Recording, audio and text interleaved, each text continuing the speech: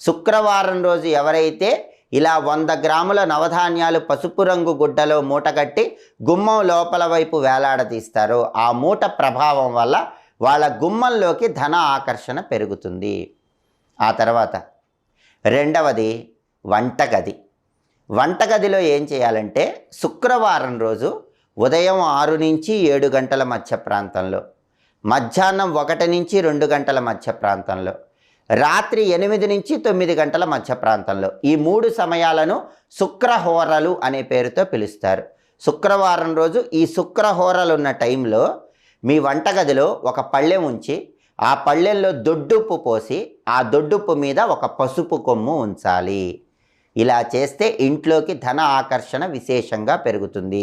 అంటే శుక్రవారం ఉదయం 6 నుంచి 7 మధ్యలో వంటగదిలో ఒక పళ్ళెం ఉంచి దొడ్డుప్పు పోసి దాని మీద పసుపు కొమ్ము ఉంచాలి. మళ్ళీ మధ్యాహ్నం 1 నుంచి 2 మధ్యలో ఆ పళ్ళెం